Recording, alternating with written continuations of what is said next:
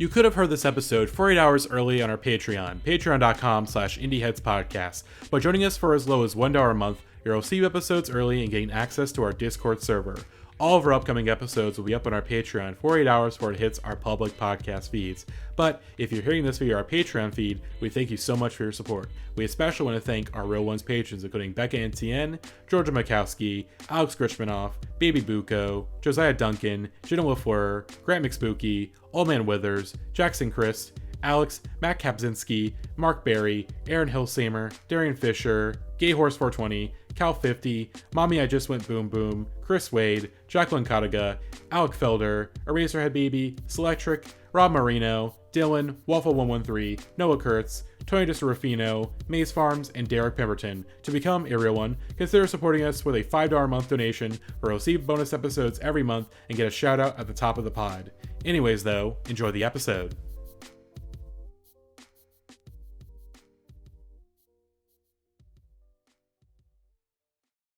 Before we begin this podcast, we have a very special message / PSA from AJ Moser.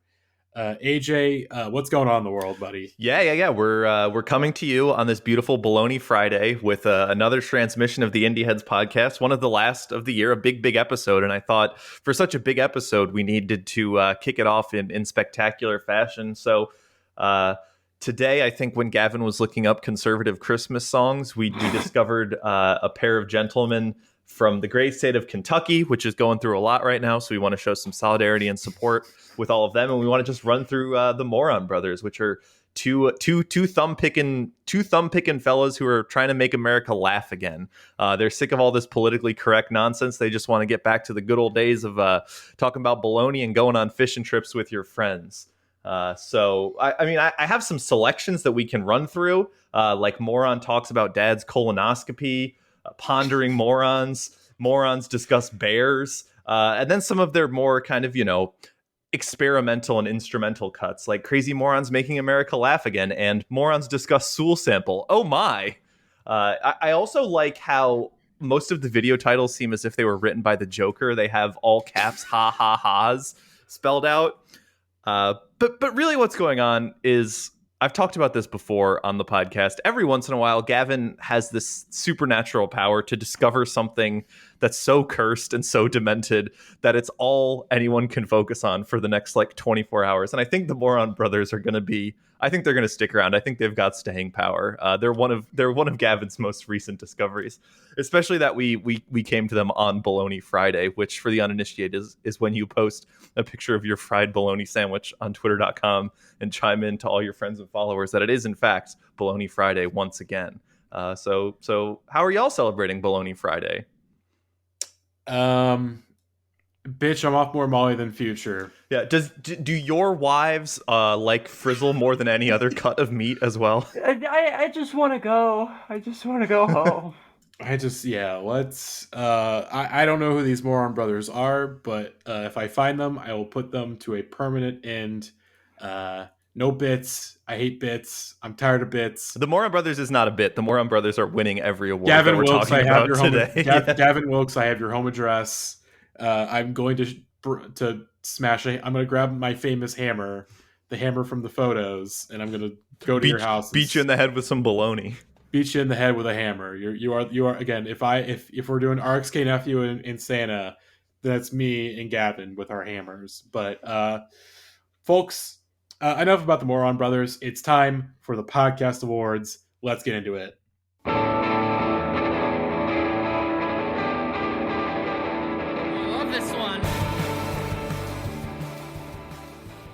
Hello, everybody. It is me, your host, Matty at Meridian Prince on Twitter, and I am here today for the Indieheads Podcast Awards 2021 with my fellow host of this special evening. This evening, which is happening at 2:03 p.m. Central Time.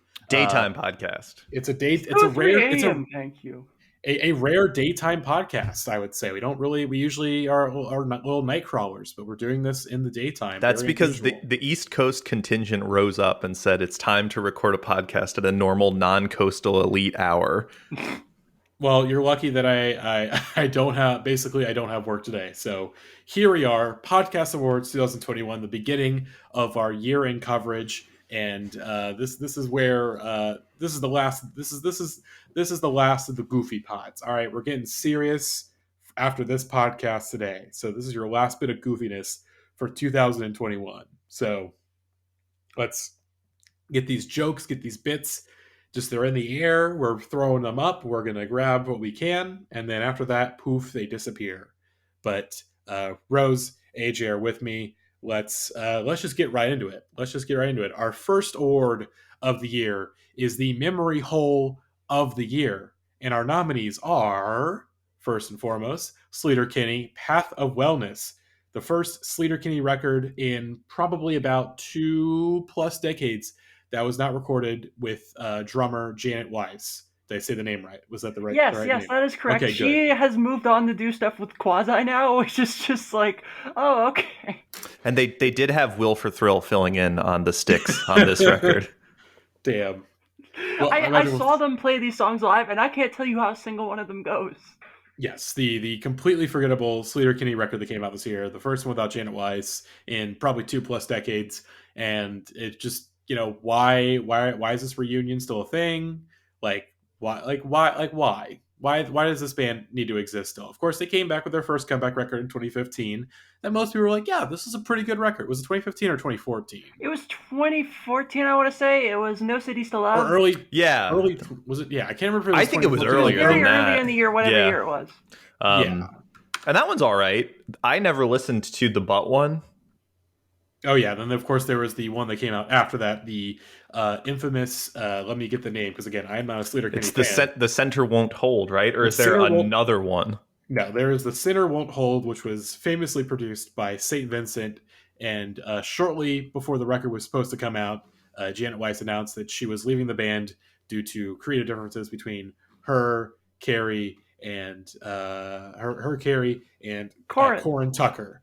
So that was a big bad for that record coming out, because while the record itself didn't get like bad reviews or anything, it did leave a very sour taste in many Sleater-Kinney fans' mouths, and most of them kind of avoided this new one, and probably for rightful reasons. I didn't listen to it.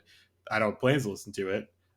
For me, I'm at the point in my life as a music critic where here's the thing.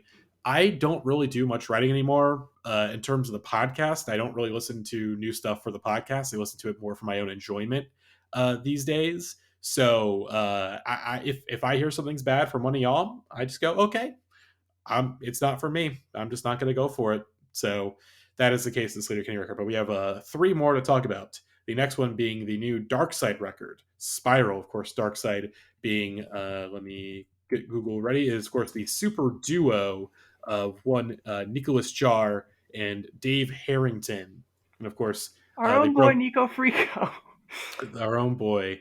They broke up in 2014, but reunited sometime towards the end of the 2010s, kind of secretly reunited, and then announced in 2020 that, of course, they had they dropped a live album in 2020, and then dropped a new single before the year ended in 2020, December, and then announced that they had a new record coming out pretty soon after called, of course, I already forget the name. That's already that memory hold. Spiral, which, of course, people were very excited about, but once it came out, just has not stayed in people's minds at all. And I'll let one of the Dark Side fans or one of the Nico fans speak to that, because why was this album so forgotten so quickly? I think it had a really good single, and it was like, oh shit, Dark Side back. And then they like reissued Psychic and did a live album for Psychic, and also Nico and Dave have done a lot of really good solo stuff on their own since then. So it's not like, we've been hungry or starved for good pleeps and plonks, as the kids like, but this album's good. A Memory Hole album is not inherently bad. Exactly. Obviously, this is one that just like truly was auditory wallpaper. IMO just came and went. You listen to it and you're like, that was good, and then on you go. Mm-hmm. I mean, yeah, like I'm trying to look. I mean, I'm looking at my own album of the year list. I'm trying to figure out if there's anything in here that I would consider that got like memory hold. Like, I wouldn't even say maybe the Shame album, but I feel like Shame. I mean, that got a deluxe edition, so I mean that you can't really memory hole something. A deluxe memory hole. A deluxe memory hole. But yeah, I think that says it. Thank you, AJ. Let's move on to our next record. Which, oh boy, here's a sure AJ album if we've ever had one. The new Big Red Machine album. How long do you think it's going to last? Of course, another super duo between Aaron Dessner of The National and I guess now recently of Taylor Swift producing fame Hmm. and Bon Iver's Justin Vernon. So AJ, this is your case. You can make your case for why this album should not be Memory Hold. Yeah, Because I well, know you're a fan of this one. whoever nominated this for Memory Hole of the Year got their wires crossed. This one meant to be put in the freaky ass white boy of the year category because this is an album. A Memory Hole implies that nobody paid attention to it when it came out, but a freaky ass white boy album of the year means that, just dudes who love wearing striped sweaters and plaid shirts are going to be bumping that shit on repeat all year long. And look, let me tell you, when Justin Vernon and Taylor Swift hit the harmonies on this album, and Anais Mitchell and Mr. Fleet Foxes himself are all over this thing, it's a good album. I think it's like half a good album. The back half of it definitely falls off, but it's got some incredible songs on there. Definitely, it made my top like 40 for sure. It rules, I love it. It's good stuff. Alrighty. Well, then our final nominee of the Memory Hole albums of the year, the new Ice Age album, Seek Shelter, an album so memory hole, Pitchfork gave it Best New Music this year and didn't even put it on their top 50 albums of the year. This is the case. This and The Armed were sufferers of that. Although with The Armed, you can at least make the case for like that album is definitely not memory hold. But just okay, there's just not a strong like hardcore music contingent at Pitchfork. Well, actually, see, the problem with the Armed is they fell victim to the classic music critic trope, which is they only pick one hardcore record a year, and they release the same year as Turnstile. So naturally, everyone just completely ignored it. There you go. But Ice Age, yeah, no, this one. I mean, here's the thing. I should say this. I did work this record this year for my job because we did the radio campaign for this, and like, but now we're out of the woods, and I can freely speak my mind. This thing was boring. Why did Ice Age think they wanted to sound like Rolling Stones? The Rolling Stones, like, who wanted that? Apparently, Pitchfork wanted that at first because they. I similar to the last Deer Hunter record, I really thought, okay, this is the album that's going to break their best new music streak. Like, you can't keep awarding mediocrity like this. Pitchfork, they award mediocrity all the time, mind you, but it's like, okay, like, but usually it's new mediocrity. It's not old mediocrity. Yeah, Ice Age really swept in and stole Def Heaven's best new music this year. Pitchfork was like, we gave the best new music to that. We gotta wake up on our shit. No, they were correct. They were correct about Def Heaven. Which actually, did we want a last minute nominee? That Def Heaven album also got pretty memory hold. No, that didn't get memory hold. There's like a contingent, even in this podcast, that like still is bumping it right now. I wouldn't even. Okay. I feel like for me, I hate it. Like Lily and me hate it. I'm a big. I remember when this one was coming out, it was like the tides were sort of turning on Ice Age as a whole, and it was like, right, they've always just been a band that critics like creamed themselves over because they can't tolerate it when guitars are loud. But I'll still stump for Beyondless. I think Beyondless is great, but this one, yeah, is just the really early like Ice Age stuff is good. Like their first three records are like, it's not it's not like my go-to post-punk records, but like pretty solid records there. But this one was just nothing. Like it's very limp, and like I can't even remember how any of the songs sound, to be perfectly honest. They just put out a special edition of this I'm seeing with a bunch of acoustic tracks, but they're washed, unfortunately. Yeah, it is. It's sad, but it's got to happen. It's got to happen, everybody. I'm trying to think if there's any. I mean, we're not going to put any more not like official nominees in, but I'm just going to. Really, I guess the ones that we don't nominate on here are the real winners because we couldn't even remember to put them on. Well, no, it's sometimes good to be a memory hold album because sometimes you can be so bad that you're memorable. A memory hole album is just like, right, that came out this year. There are definitely some albums that are much worse than the ones on this list. I think the Car Seat Headrest album from last year was a fortunate contender of memory holding. Yeah, I mean, I don't know anyone outside of like Car Seat Headrest fans who like still talks about it. Maybe. I mean, I to call that memory hold, it's like it's weird for me. Like, obviously, of course, I'm biased because that was my album of the year last year. But still, I still think it was still on the minds of people just for being just like a notable disappointment for some people. Obviously, it wasn't for me, but nevertheless, let's pick our winner here. Our winner, of course, I mean, it's Sleater-Kinney, Path of Wellness. That's a record that I have truly to came and regularly went. be reminded it exists by other people, and like I was listening to another discussion today about memory holes, and like they didn't even include this. They forgot about it. Like, Yeah, like at least with Dark Side, like Dark Side, it's like okay, it was kind of a big comeback record, so at least it's still on the minds of people there. Big Red Machine, had a Taylor Swift feature and all these features from these known artists. Like even if we're not paying attention, there's definitely people out there that were paying attention to this Ice Age record. will always have Ice Pitchfork in their Age, corner. Yeah. it's music critic bait. They've got people in their corner. But Sleater Kinney, I had never seen the album cover for Path of Wellness. I'm looking at it right now. I mean, Sleater Kinney, it's like Sleater even Kinney. the cover is just like a big like gray blob. You're just like, what is this?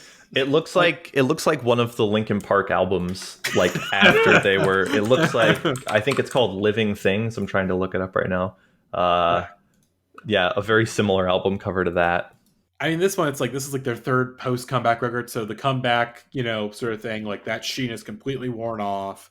It's the one without a drummer, so most people were checked out because, Janet was a draw to the band. People were drawn to Jan. They didn't really find the Janet, Core, and Carrie lineup had the perfect alchemy, and it was just like they just completely ignored that in favor of like, oh well, we're the two geniuses of the group, clearly. The two original members. So it's like, who cares about Janet? Even though Janet was basically at that wasn't technically like literally nobody gave a shit, like at least relative to before then. Exactly. So Sleater Kinney, Path Wellness, the memory hole of the year. Congratulations. We're gonna forget about you literally as soon as this podcast ends. Yeah. Wait. What won our memory hole of the year? Last year? No, this year. What album was it? I don't know. Let's move on to our next category. Okay. I don't know. Again, it's already out of my brain.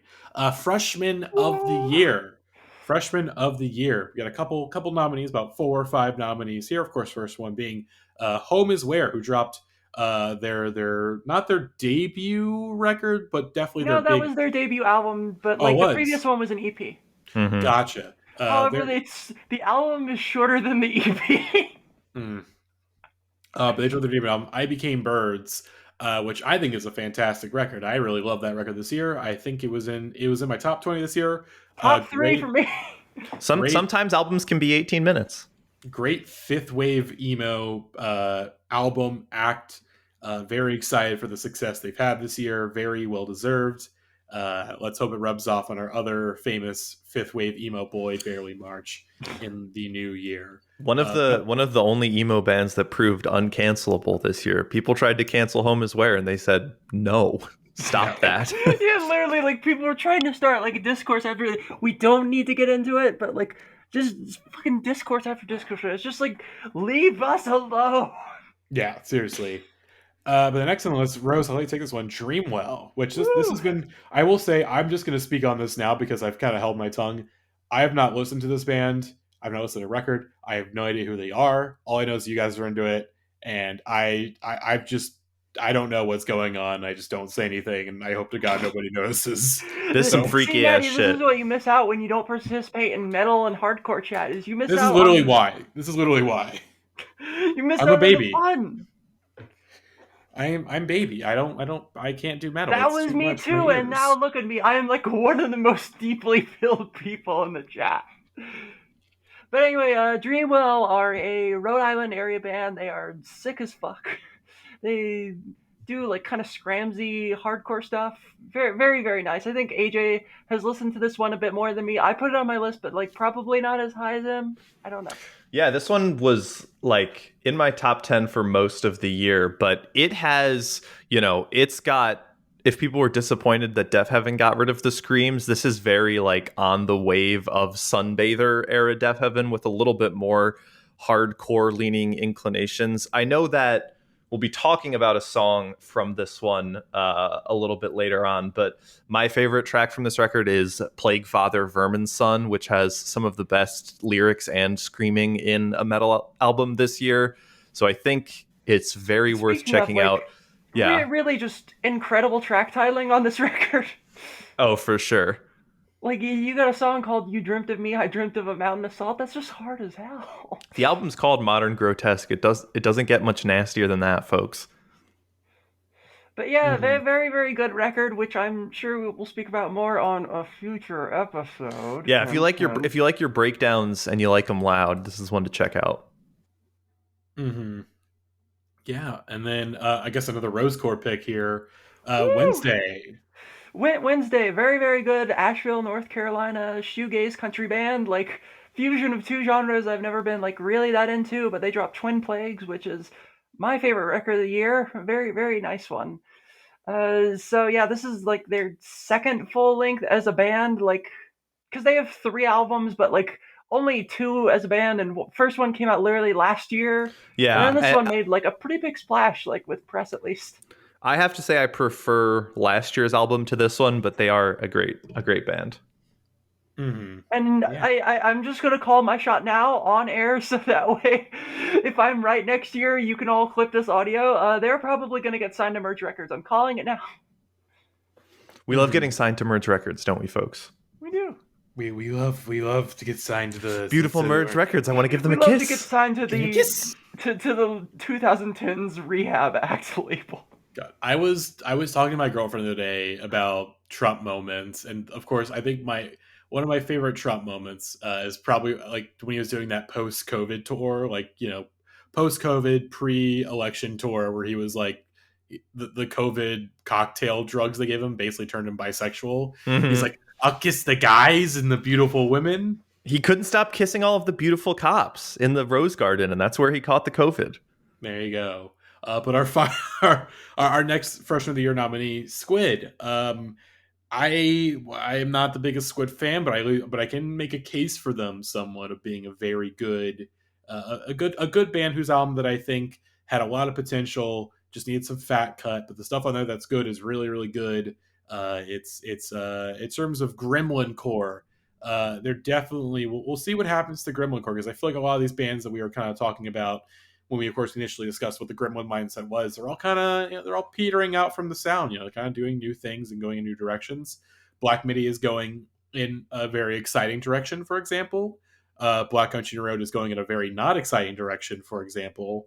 That band is, that one's going to be, when that record comes out, I've not gotten an advance yet, and I'm not sure if I really want to get an advance for that record. I'm probably going to like it. I'll put that one out there right now. Yeah, AJ Moser's disease. He's got. Well, I liked the record this year more than most people did too. Yeah, so I mean, like I said, I didn't like it at first, but it grew on. Like a month after it came out, it like really clicked with me, and it grew on me. But these new singles they're not it for me. But I feel like what happened is Black Midi came out, and everyone was like, "Wow, what an interesting sound! I can't wait to see what people do with this." And no one has been able to top Black Midi doing that specifically, and everyone who's tried has just chipped away at the genre even more, which is fine because Black Midi are going fucking nuts. And I was lucky enough to see them twice this year, and the stuff that they've got coming. With you at one of those shows. Yes, we saw we saw the fabled Orange Tree Boys. May they rest in peace. Unfortunately, they're alive again. They're alive again. Okay, they died, but they came back. Great. Black Midi has an album coming out in March, I think, and it's going to be crazy. That is the rumor. Yeah, 2022, hopefully. Maybe, again, most likely to drop album of the year 2022, which is our next thing. That's right. They're not on there, but they should be. Throw them on the list. And then our final Freshman of the Year nominee, AJ, this is yours. Yeah, it's my son Cloud, who has not, his debut EP has not come out yet, but he's been in the studio with RXK Nephew. He's been dropping some beats.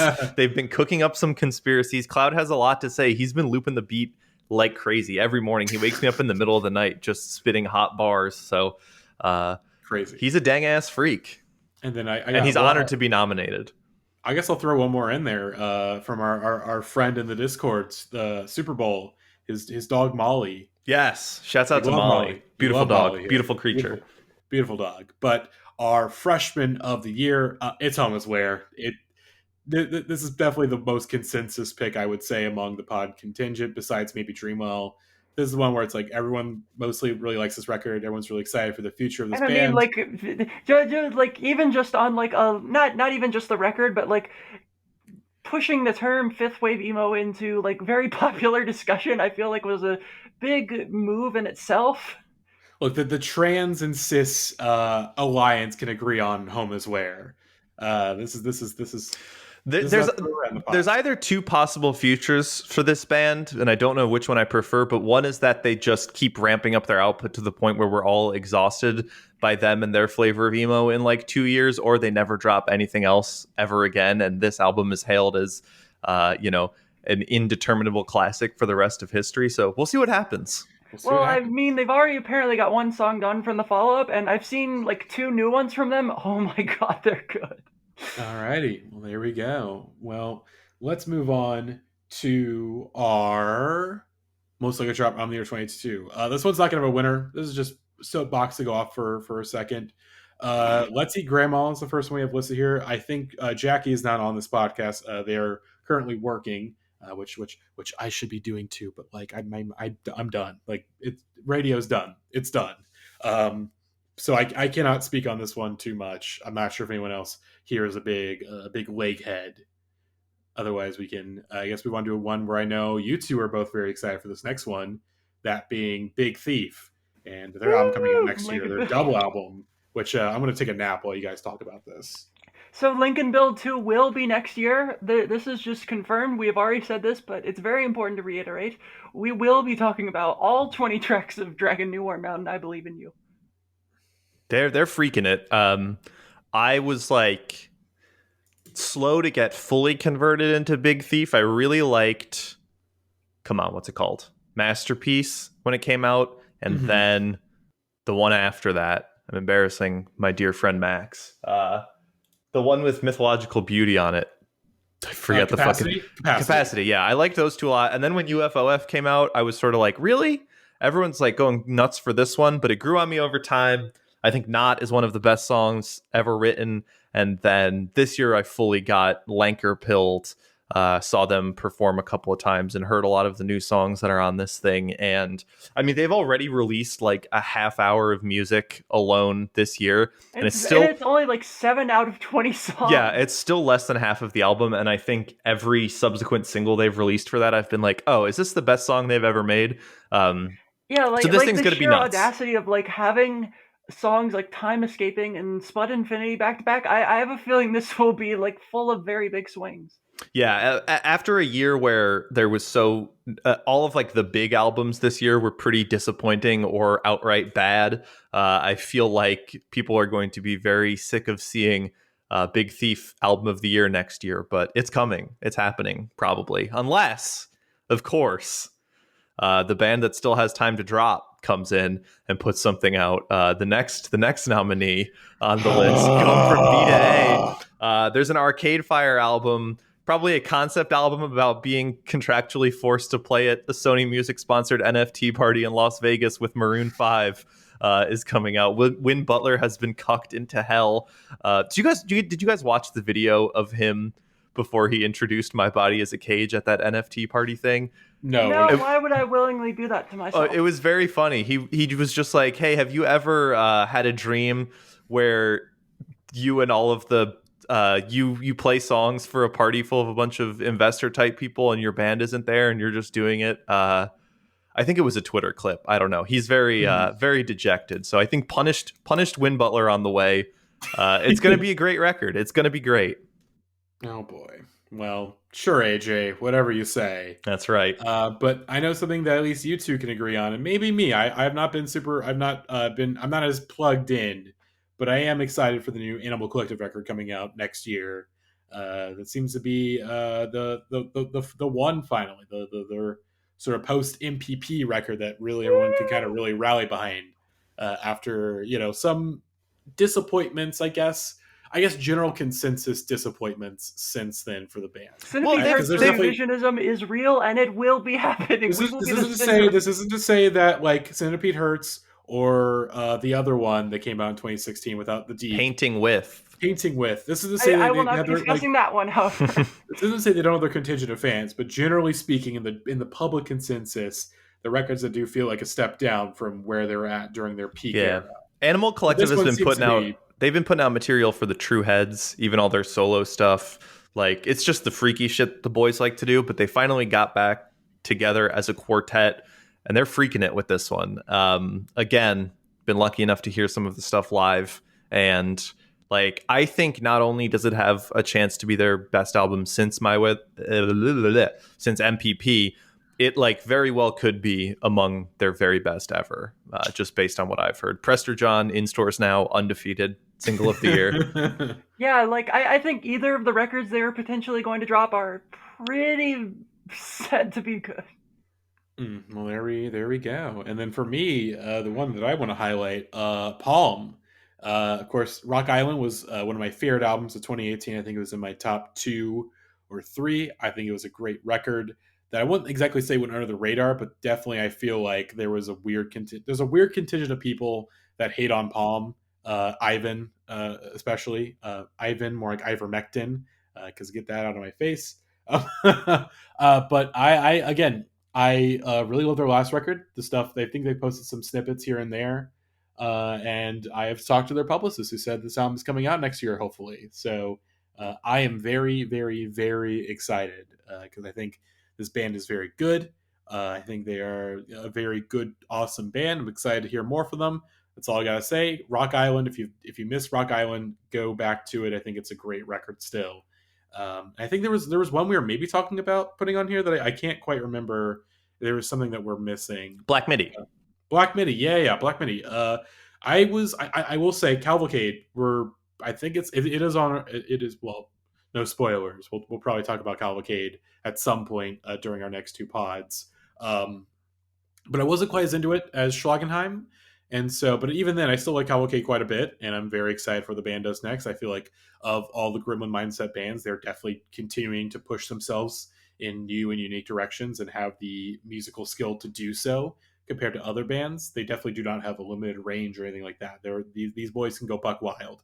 They can give us some hellfire. So I'm very excited for what they have. TBE. TBE. TBE.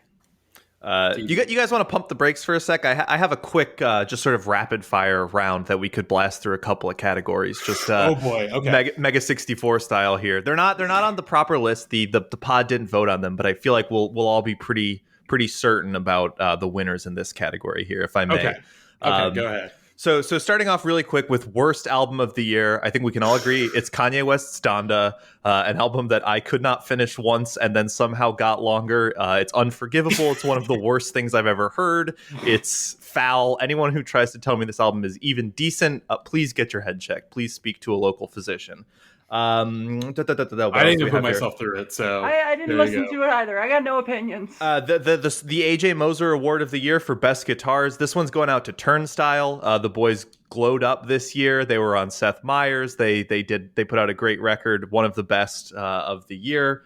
Coolest Guys, I'm giving that one to The War on Drugs. They again just keep getting bigger and better. They were on Barack Obama's Song of the Year list. They're headlining Madison Square Garden next year. Very excited about that one. I have worst genre, post-punk. Enough. We've had enough.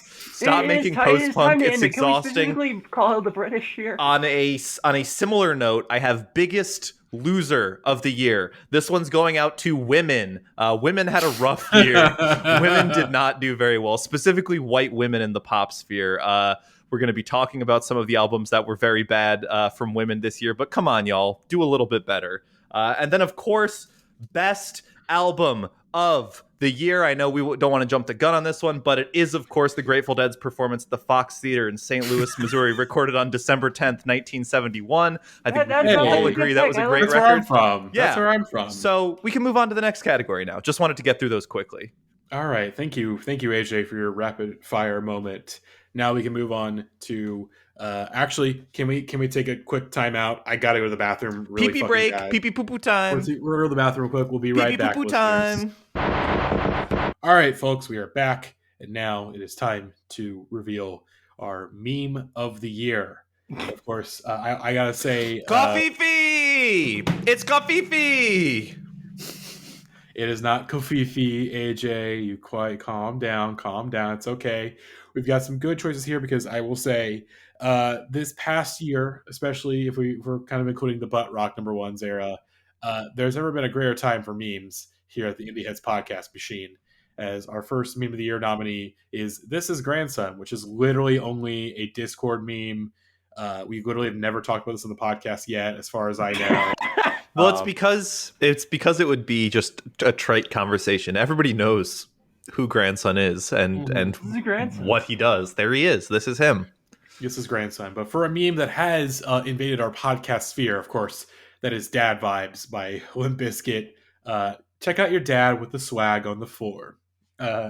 My company's holiday party was at like a fancy, like high end LA restaurant, and we had a company playlist, and it was just so wonderful being at this fancy ass restaurant and hearing "Dad Vibes" by Limp Bizkit playing while it was going on. Uh, Great meme. So much value has been mined from Dad Vibes. And look, we should probably give it to Dad Vibes in this category because it's not like Dad Vibes has a chance to win any other of our awards this year. This is probably the only chance we have to reward it. Yeah, true. There's no way it could do numbers here. I don't know. We'll have to see. And then another Discord meme, but still, AJ Moser's Tiny Hose. Don't know this one. Haven't heard about this. For the backstory of those who are not in our Discord, one day AJ Moser, so we have a Discord chat to post animals. Post your pets and all that stuff. And AJ Moser posted a photo of his son Cloud Moser while holding up the tiniest hose I've ever seen in my entire life. I wasn't even holding it. The picture was just Cloud lying on the grass in my backyard, and Gavin noticed that I have a very short hose plugged into the back of my house, and I don't even know where to go from there. I think hose posting is still happening somewhere. Yes, but everybody's posting about that hose. AJ Moser's tiny ass hose. We laugh at him and we laugh at the tiny hose, and the hose that is smaller than Cloud. Cloud's a big boy, but that fucker is long.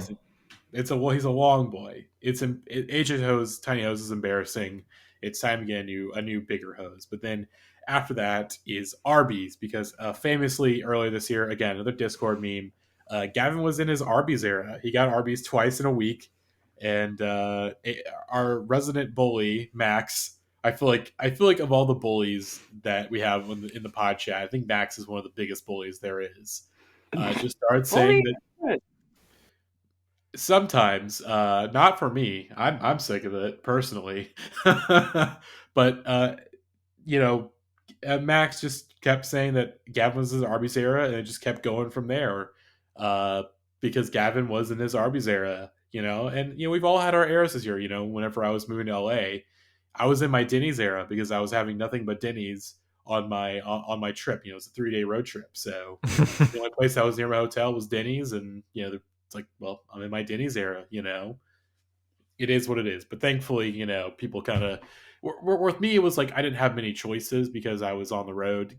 Gavin had many choices, and he chose Arby's anyways. So it is what it is. And then our final nominee is Steam. Peter Gabriel Steam, the music video from 30 years ago that everyone's talking about. This was, for me personally speaking, of course, when this song was discovered in its music video, Gavin very quickly told myself and Alex, don't watch this video, wait until the podcast. So it was a good long 2 or 3 months of waiting to figure out what the hype was about Steam. Of course, I listened to the song already, and I was like, this is a very funny, good song.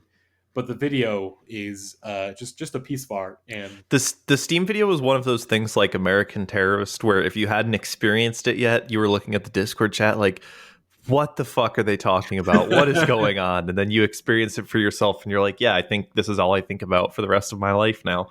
Exactly. Sometimes all I think about is poo. Sometimes all I think about is poo. That's a good potential nominee, but of course our winner, it's Steam. Give me Steam, baby. It's got to be the winner. The video that blew everybody's minds, and Grant bought a VHS tape of Steam just to have it in their home. I say, buy them all, collect them all like the Infinity Stones. We had a Steam. Just give me Steam, baby. Just we couldn't stop thinking about talking about Steam. It almost won our best 90s rock number one. It blew through the entire tournament basically until the very, very end, where it lost out to a song that I don't even remember what it lost out to. All the small things. Blink-182. All the small things. I had to step in. I did a lot of good on that episode, but probably the best thing that I did was make sure that Steam did not emerge victorious from the 90s, and that our beautiful boys, Mark, Tom, and Travis, took home the W. Yeah, truly, again, a full circle moment. But Steam, nevertheless, great meme. What if there was no Peter? What if there was no Peter? I mean, imagine there's no Peter. Imagine there's no Peter. It's pretty hard to do. Think about it. But our next category Dickass of the Year. And honestly, considering this past year, I'm surprised we don't have more nominees. Rose and I were talking about this while you were in the pee pee poo poo room, and it was like, who else could it be? We talked about some potential contenders we threw out who aren't on the list, but just a short list. Phoebe Bridgers for being a fake bisexual. The people. You didn't even mention that one in our covers. Oh yes, I did. The people who tried to make the Brass Against lady apologize for pissing on that dude. It was clearly consensual. It was cool. That should be a nomination. Yeah, do not shame her. The guy who pooped in the turnstile pit. He clearly. I saw something. I saw a dick coming out of his ass. Oh God! But we have 3 nominees. St. Vincent for just why does St. Vincent? Why does she continue to humiliate herself on these album cycles? Just Daddy, which you made a good you made a good album. Just let it speak for itself. Stop doing interviews. Stop giving press tours. I really wanted to give Annie the winner this year. Like if the winner that we have hadn't gotten it, then. Yeah, I mean, I would have given it a turn. Doing actual crimes and causing people to die, innocent people to lose their lives, is unforgivable. And that's why our next nominee is Kingo from The Eternal, who did Hiroshima. I thought that was the other guy. I thought that was Brian Terry Harris's character. That's right. Yeah. All of them committed war crimes. But Kingo's hold on. Fastos. Brian Tyree Henry's Fastos didn't do Hiroshima, but he gave mankind the technology to build the atomic bomb to commit the atrocity of dropping the atom bomb on Hiroshima, and then that caused him to lose his faith in humanity and go away from the Eternals for many years. Damn. But I mean, if you didn't already hit at Travis Scott's the winner. I mean, like, who else could it be? He's just been going on a Dickass tour for the last like 2 or 3 months. I feel like Dickass is like being too kind to him but like Travis Scott is like legitimately an extremely evil human being who like probably should be in jail or somewhere. I wouldn't say evil so much as just callous and very stupid. You can be all those. You can be callous and stupid and evil. Like deleting the tweets that say, "Nah, we gonna sneak all the ragers into the music festival before you issue a public statement apologizing for people getting killed at your music festival," is what the kids call not a good look. Yeah, it just again. We'll have to see what happens to Travis Scott's career because, again, I think people have survived worse. But like, he got pulled from like pretty much every major festival that was set to put him up. He was literally telling Coachella, "I will play for free," and even Coachella was like, "Nah, dude." Like, probably because insurance costs mainly. Exactly. So we'll have to see what happens to his career from here. But like, I mean, this is maybe the end of the Travis Scott experiment for America. He'll be back with a bad album in a couple of years, and like, I mean, look at what's happened with Kanye West. Has been impossible for us to get rid of, and Travis Scott is just as big and just as pernicious. He'll be fine. That's the thing. We'll have to, again, Kanye, I feel like is a different case because Kanye at least has like a really big solid discography that he can back himself up on. Travis doesn't quite. Yeah, but he didn't write Sicko Mode, so basically the same things. That is true. Well, it's a wait and see, but I think obviously in the short term, I mean, he's done for a while. Like, I don't know why he's doing interviews. Like, he just needs to just like stop embarrassing yourself. Don't. I mean, it's basically like him and Alec Baldwin are just going through it this year, accidentally killing people or allegedly parody. Allegedly. But yeah, Dickass of the Year, Travis Scott, without a doubt, Travis Scott. Come on, folks. But now for our biggest disappointment of the year, our 5 nominees. I just want to say my personal biggest disappointment of the year is some of the nominees in this category. What are y'all doing? Oh boy. Well, let's just go through them. So first, our first nominee is Lord's Solar Power, a completely mistimed comeback record that even Lord's biggest defenders and fans, they couldn't even gravitate towards this one. This did not get nominated for any Grammys. I didn't see any uproar over it from Lord fans at all. I saw a very funny post from a Lord Stan account that was going through their drafts, removing all of the things that they expected it to get nominated, just deleting all of the drafts that were like, Lord has been nominated for Album of the Year, for Best Solo Female Pop Performance, for Song of the Year, for Record of the Year. You know, there was a big problem at hand. I think I know what caused it. She wasn't wearing some jeans. Yeah. She needs to put on some people can't say she didn't warn us because it was right there on the cover all along. This album was ass. Yeah, even it's just boring. That's the thing that's some the of most us disappointing of all. It's a very boring record. Some of us were wise from day one, and when the single came out, and everyone was like, "Yes, she's slaying girl boss. She's queening this shit up." I feel like everyone was like, "What is this?" There was nobody. Oh, I saw people on the timeline going nuts over that thing, being like, "Lord has saved the summer." Oh, people loved that song when it came out. Yeah, I don't remember any good reception. They probably deleted their tweets faster than Travis Scott after the Astro World Festival, but people were nuts for that single, and I thought it sounded like doo-doo. And that's like one of the better songs on the record. That thing, like, it's bad, gross, disgusting. It's just, I mean, like, for me, like, you know, I finally came around to Melodrama this year. I finally was like, okay, I get it. I like this record. But yeah, this one I don't expect to have the same reaction because there's nothing here to grab onto. I mean, it's like, if you want this record but better, I mean, if you want even just a Jack Antonoff record, or Jack Antonoff produced record that's similar to this, that's better. I mean, I don't think the Claire album was that good, but the Claire album is much better than this. There's definitely much more to gravitate to. Taylor Swift or even Taylor Swift. Taylor Swift is society's last white woman who matters in pop music. Adele flopped. Adele didn't flop. I mean, like, but she didn't. I feel like the Adele record didn't make as many waves, obviously, as 25, but like for the current landscape, I mean, that Adele record did fucking gangbuster. I mean, she's number one on the Hot 100 right now. This Lorde record, like, in every conceivable way, this record tanked. Did not have any staying power on the Hot 100, but you could say that too about Melodrama. But at least Melodrama had critical acclaim, good like touring. This is like, we'll see what happens, obviously, with the touring, mind you, but like none of the singles stuck to the Hot 100. Streaming wasn't great for this thing. Like, I don't even think it hit number one on the 200 either. Like, this record truly, like, it came out, people were like, oh wow, this is not good, and it just disappeared. Like, Lorde did not make any attempts to keep this record in the cup of consciousness. It was like here's this big hyped up pop record that nobody again, the Lorde stands, the people that, you know, were casual listeners, this record just, who was this record supposed to appeal to? This is a record that was very much just like I mean, obviously we could talk about the COVID pandemic and this record, its themes, but even then, it's just like, hey, here, I'm Lorde. I'm someone who's like, you know, has really made a stand out as he's sort of making these sort of big pop songs, but are very personal and very insular at the same time, and, you know, are very like true to my experiences as you know, sort of a young woman. And I'm gonna drop this record that basically is the sonic equivalent to like Drywall. It's bland. It's nothing. She misread the room. She did not understand the assignment. She failed the vibe check. People around the world are saying solar power. I hardly know her.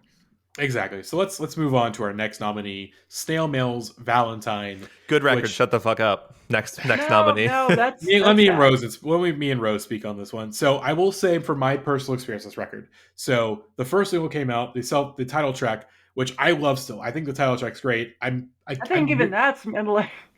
I guess I'm weirdly in the minority there, at least on in the pod. I think critics do like that single a lot. I thought it's a great single. It's everything that I love about Snail Mail. But the rest of the record, she just kind of goes more into like, the thing that made that first Snail record great was just the fact that I feel like compared to other singer-songwriters, Lindsay could really shred, and she was able to really incorporate that into her music very well. That was still very like personal and very like I said, that record was a very important record to me in 2018. I cried in my car to some of the singles, and this record just like, I think the first track, the title track, is great. Ben Franklin, I think, that comes after, it's fine, but it's like a weird different direction. It's like basically Lindsay trying to write like a soccer mommy song from like Color Theory era. But the rest of the album just in one ear out the other. Just not engaging at all. It's hard to really find anything to kind of attach myself to as a listener that very much is drawn to emotions. It just, nothing here clicked with me besides like the first track or two. It's sad. This one with Lorde, at least with Lorde, it was like, you know, with the singles and stuff, I was expecting a disappointment. This one, I was not really expecting a disappointment, and I was very sad when this one was a disappointment to me. But of course, we are in the minority because this album is fucking critic bait. All the critics love this record because it's good. Shut the fuck up, AJ. It's a good record. It's a good record. AJ. It's a good record. But this one, AJ is like in, is with the critic consensus on this. So this is a good record, which is just like, I don't understand it. But Rose, did you have anything you want to say on Valentine? This is just boring. Like I didn't even like the last record that much. I still think the EP is like her best work, and this is just sad. Like you can tell she's just not as invested to some degree.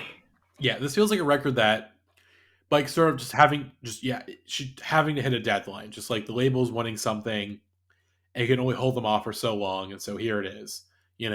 But it is what it is. But I mean, and also, of course, Lindsay's going through some stuff right now. Obviously, I think she just had like vocal surgery, which I think anyone that had seen her live in the past like 2 or 3 years was, especially even listening to this album, was like, her voice is like pretty shot. Like, what's going on here? And there actually was something going on there. But yeah, let's move on to our next record, Casey Musgrave's Star-Crossed. I did not listen to this record, so I will let someone else take the floor on why this one was a potential disappointment. This is a DNF for me. Did not finish. This thing sucks. It's a huge disappointment because Golden Hour was like a pretty great, pop country album that like it seemed like Casey Musgraves was on the upward swing and could only continue to ascend. And this thing, much like the Lord album, is just the worst kind of like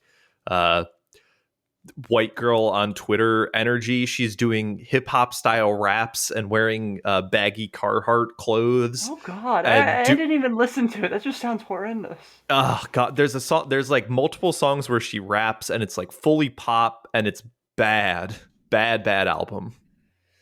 I from what I've heard, it's basically just sort of like, Golden Hour was sort of this great like mix, and she decided to go in the pop direction, and it's clear that this is not the direction for her. But yeah, I don't even think she can like recover. She's gonna have to just like fully go whole hog into the pop thing now, because I don't think she can like do a return to roots Taylor Swift style thing after this one. Yeah, we will have to see, because this is. Would you say Star-Crossed is Casey Musgrave's Reputation? Yeah, it's about as bad. Mm-hmm. Ian, do not listen. Yeah. Next on the list, Dark Side Spiral. We already talked about Dark Side a little bit on this one, so I'm not sure if we had any extra thoughts about Dark Side. And this one, are we ready to move on to the next one, or Dark Side Spiral? That's our next nominee. We already talked about that. Definitely disappointing that it got memory hold. It shouldn't. Yeah. Nevertheless, Foxing Draw Down the Moon is our next nominee, which this one, I understand its inclusion. I would probably, if you ask me, like, where are some of my most disappointing albums of the year, I would probably say this one. Does this mean this is a bad record? Compared to, like, Lord and Stale Mail? Absolutely not. This is not a bad record, but their last record is just so fucking good. And this record just feels like it's a similar case to Casey, I would say, where it was clear the band on their last record was sort of in this kind of midpoint where they're kind of figuring out their next direction, and it is this great mix of the past and what the future of Foxing is going to be. Like, Near My God, it's a great record, just so many great songs. It was a record that just continued to grow on me as 2018 came on. I still put it pretty highly.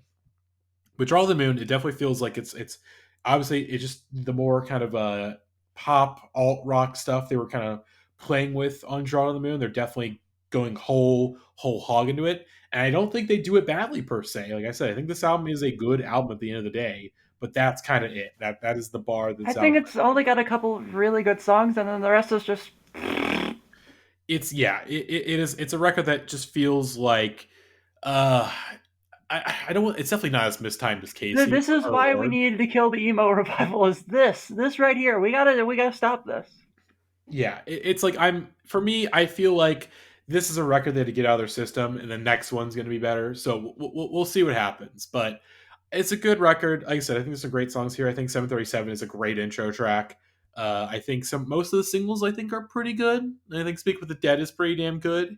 I just kind of wish that the record, it doesn't feel as cohesive as Near My God. That's one of its big issues, I think. Yeah, it's not a disappointment.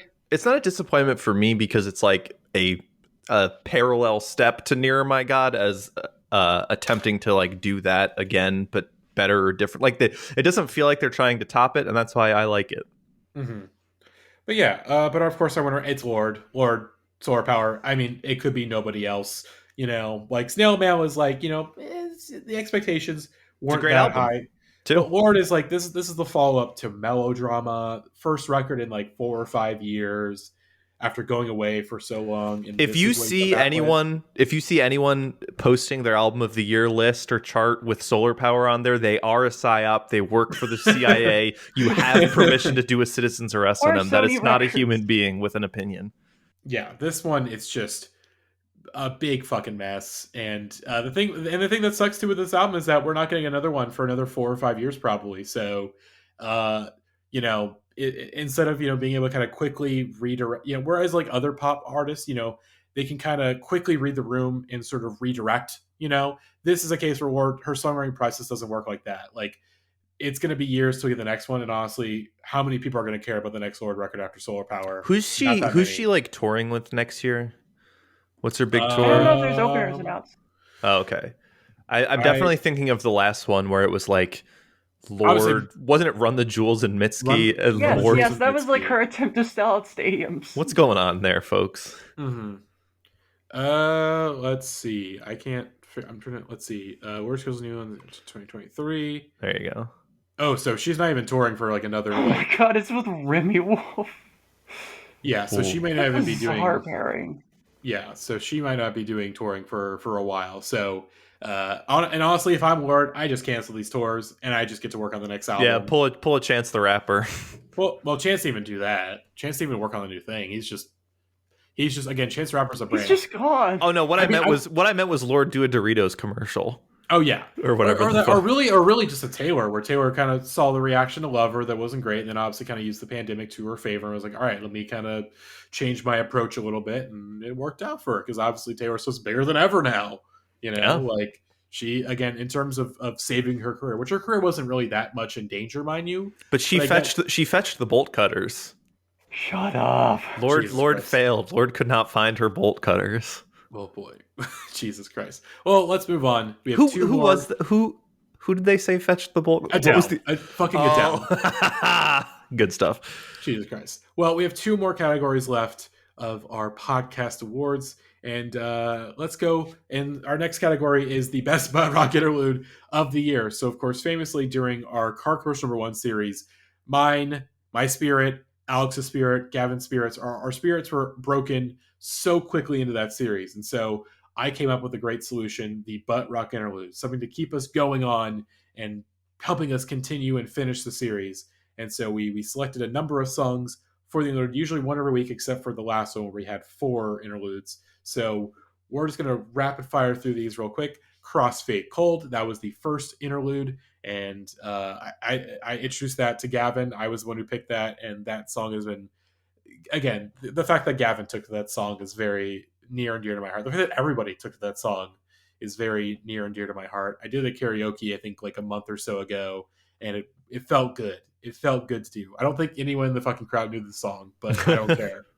It felt good. And then Gavin had to pick the next week with Non-Point's Bullet with a Name, which is a school shooter anthem, to be honest. Yeah, this was my number 1 pick. One of the best music videos I've ever seen in my life.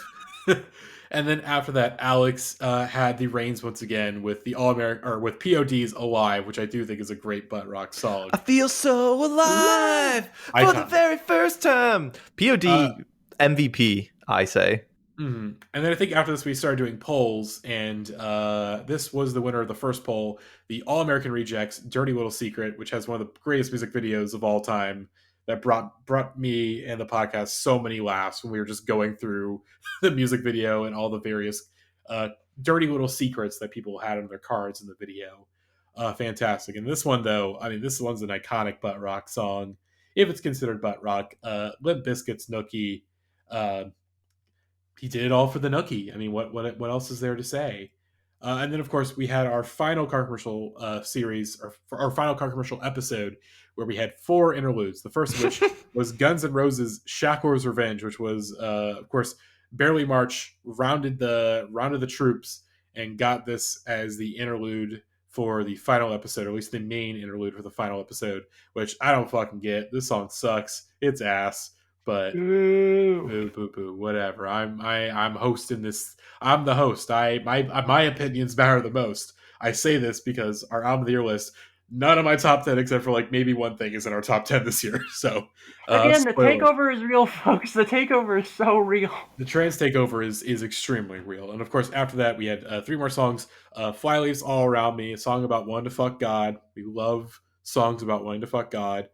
We love fucking God. We love fucking and sucking him. Hawthorne Heights, Ohio is for Lovers, one of the great kind of screamo core songs to have hit the mainstream. And then this one was a Gavin pick. Motion City soundtrack, Everything Is All Right. Good hook, but otherwise forgettable. But our Butt Rock Interlude of the year. Now, this originally was a 3-way tie between us 3. So my pick is Crossfade's Cold. Your pick, Rose, was, I believe, Nookie? Yeah, I did all for the Nookie. And then AJ already said Non-Point Ball, the name was his favorite. But of course, Rose has come to my side. Crossfade's Cold. It's the first. It's the best. What is there to say? All right. I never meant to be so cold. I love when the Butt Rock guys become like a little bit self-aware, but only so much so. What a beautiful song. Beautiful song. Love Crossfade Cold. But now our final category is Song of the Year. And we have picked our top 5. We're going to go from 5 to number 1. So number 5 on the list, Black Midi's John L. Of course, talk about Cavalcade a little bit. This is a fantastic lead single off Cavalcade. Jordy Creep's going fucking insane on this song. He's doing like basically fucking an auctioneer voice on this one. It's amazing. John Fitty. Just great guitars, great incorporation of strings and the sax and stuff. It's just this is for me, the thing with Cavalcade is that I love Cavalcade, so I think it's still a very good record. But it almost disappoints me that this was like, I feel like this was the perfect bridge between like the stuff on Schlagenheim and the stuff on Cavalcade. Yeah, this one sets a crazy high bar. Exactly. So great song, number 5 on our list. Rose, what is number 4 on the list? Dream El Sayaka, like they really ran the boards with us this year. There we go, Dream Will. And then number 3, another the ladies of the pod, Billie Eilish, Happier Than Ever. Woo! Which I think this was one of 2 of my noms that actually got in. This is why you come to the Indieheads podcast, to tell you that Billie Eilish had the 3rd best song of the year.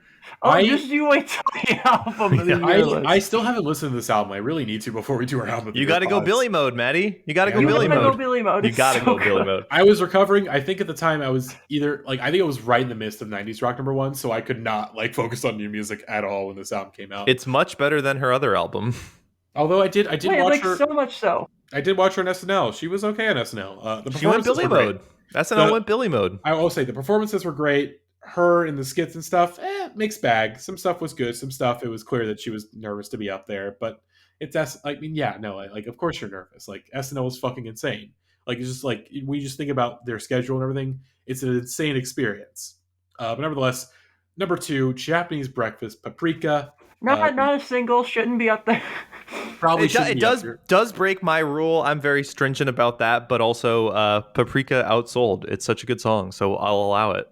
Great intro to the album. One of the best Jay Brecky songs she's ever made. I think this was on the Indieheads. They did a redo on the Top 10 Tuesday for Japanese Breakfast, and this was the number 1, which I was like, damn, like I knew people liked this song, but like number 1 already? Like, it probably should have been a single for this record. I like a lot of people. Yeah, honestly, I think this would have been a better representative single of the whole thing, because like I feel like the one she chose like didn't really.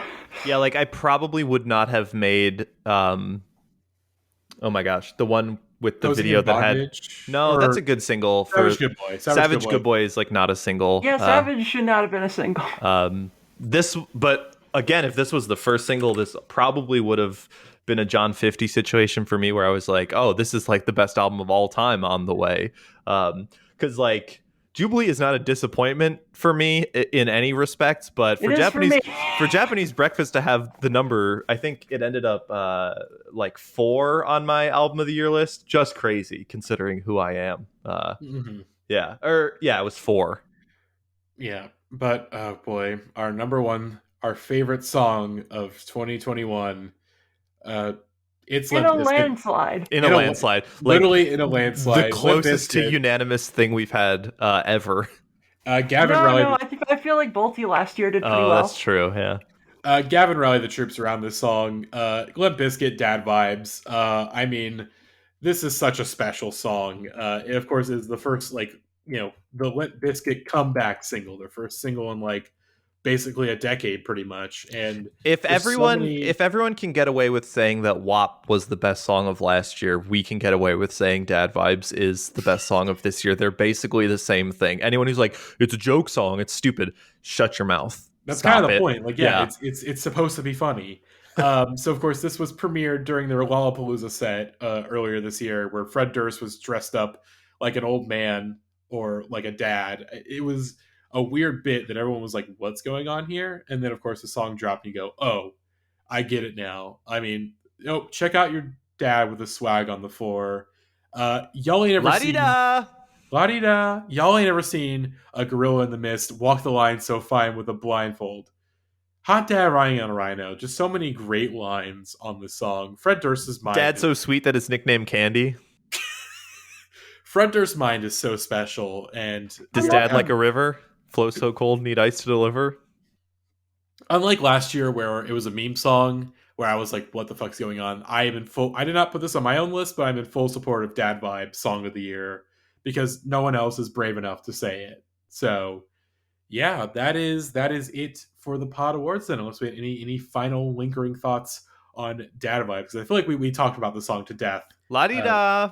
On I think a 90s rock number ones. So yeah, it's a great song, great way to end off this episode. As of course we have our album of the year pods coming up later on before the year ends. So hopefully the plan is that we'll be dropping the first one, I want to say, on the second. Actually, I might have to. I got these dates messed up, so I actually probably need to go back. When is the written list? Because like, I feel like we never resolved that. What's up? When is the written list? The written list is probably going to come out, I would probably say, a little bit before part 2. So hopefully, I will say we'll have a written top 25 coming out before the year ends, and then we'll have our album of the year pods coming out hopefully before the end of the year. I think I have our. I want to say we maybe accidentally have our things screwed up. So yeah, I've got our dates screwed up, so we may have to readjust some stuff for this. But nevertheless, I most likely the album of the year pods, I will say probably part one's going to come out probably on the 26th, and then part 2 will probably come out on the 2nd, if not earlier. I may just wrap. I mean, I'm going to have like 2 weeks off from work, so these may come out within pretty quick succession. So hopefully all of our album of the year coverage, so from the soft sounds list to our 2 pods, hopefully come out before the year ends. But yeah, so that is the current plan. We may end up just doing our album of the year pods, like we'll just record them, just both of them all in one go, and then just sort of split them up between number 10 and number 6 to number 5 and number 1. So yeah, so 2 more pods to end the year out on.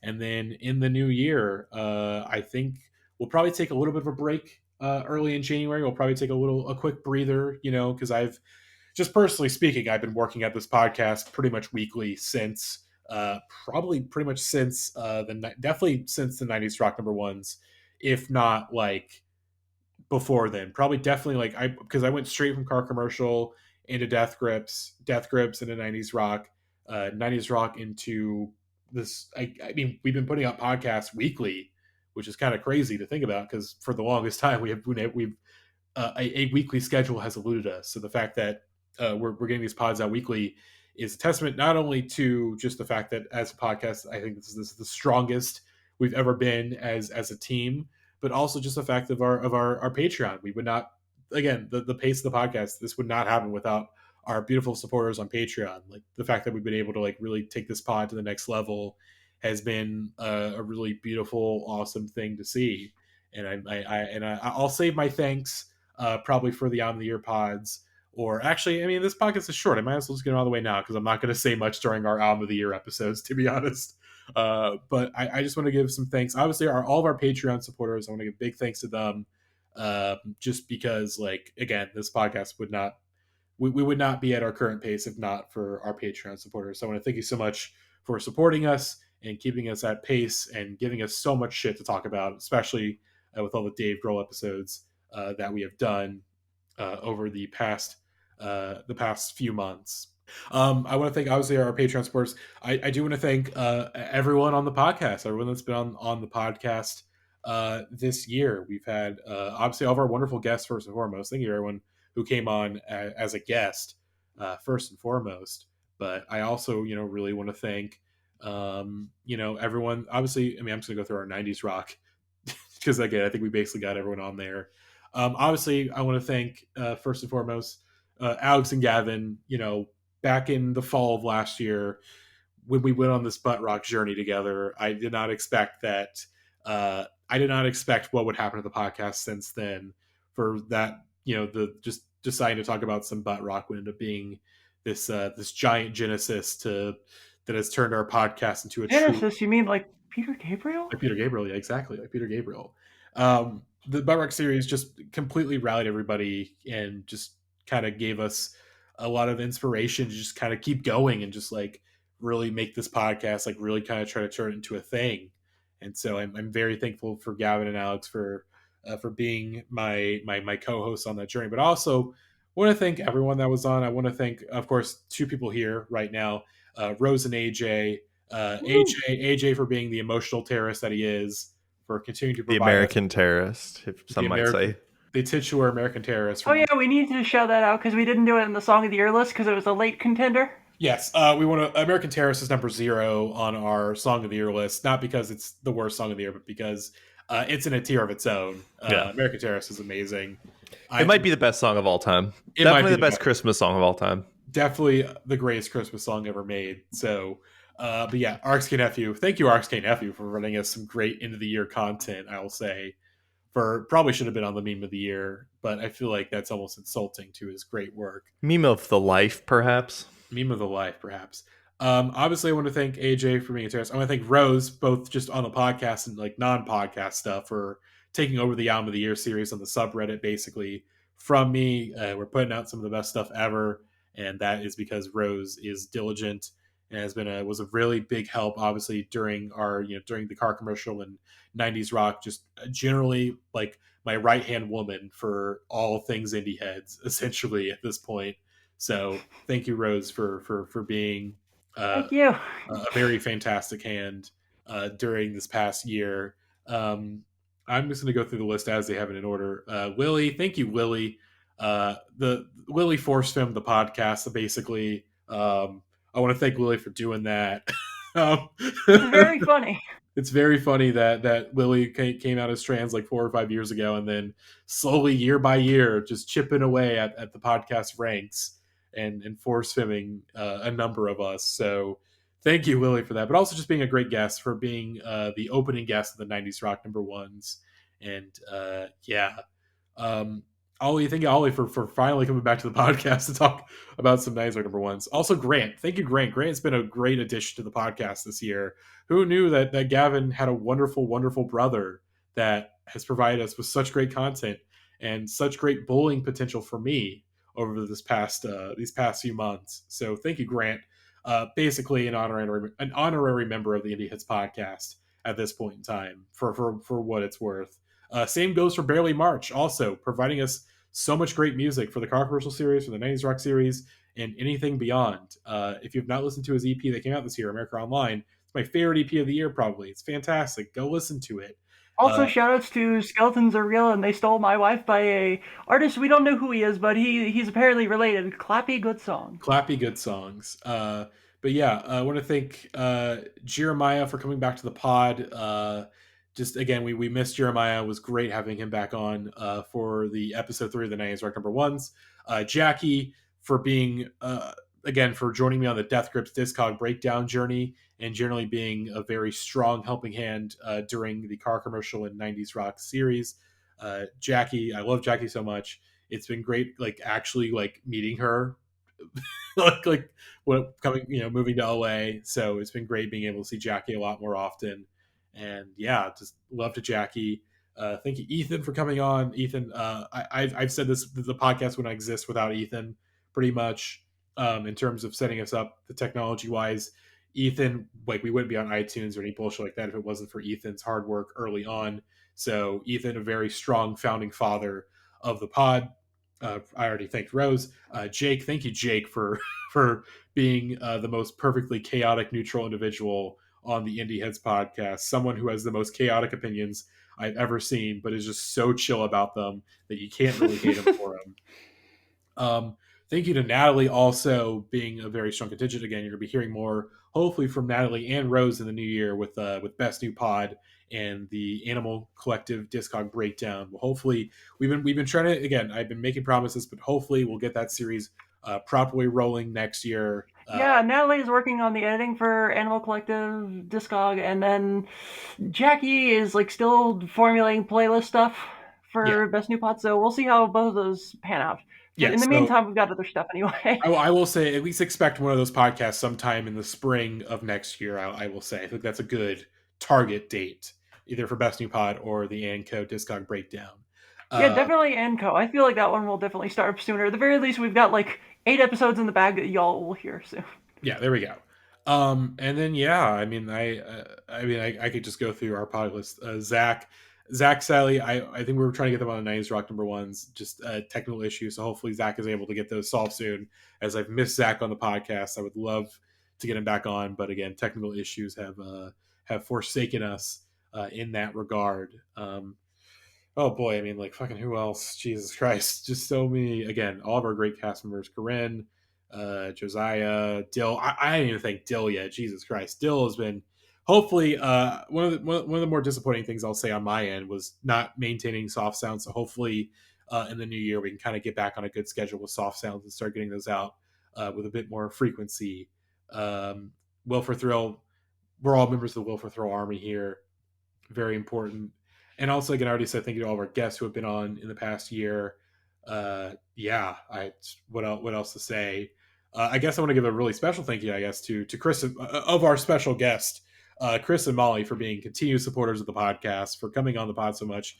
And if you didn't already listen to mine and Gavin's appearances on their podcast introducing, go ahead and do that and go support Chris, either through introducing or Chapo Trap House. They're going on tour in the South. They're coming down to Rose and AJ country. So go see Chapo. Go see that very underground podcast, Chapo Trap House. They're touring the South.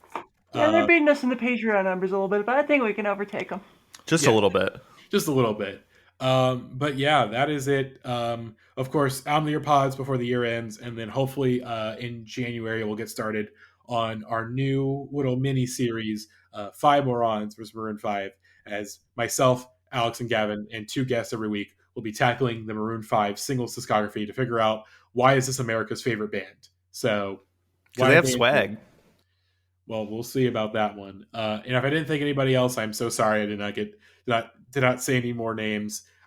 Just know in my heart, I am truly very happy that we're coming up. I think probably we're coming up on our 7th anniversary. This is our 7th year. We started in 2014, so this is our 7th year anniversary.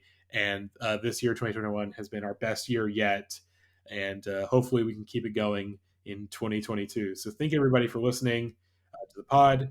Thank you to our cast members, our guests, our contributors. And we will see you, of course, next week for our Album of the Year pod. And then Soft Sounds will have the Album of the Year list out sometime before the year ends. And that is it. Hopefully you all enjoyed this episode, and we will see you all next time. Bye-bye.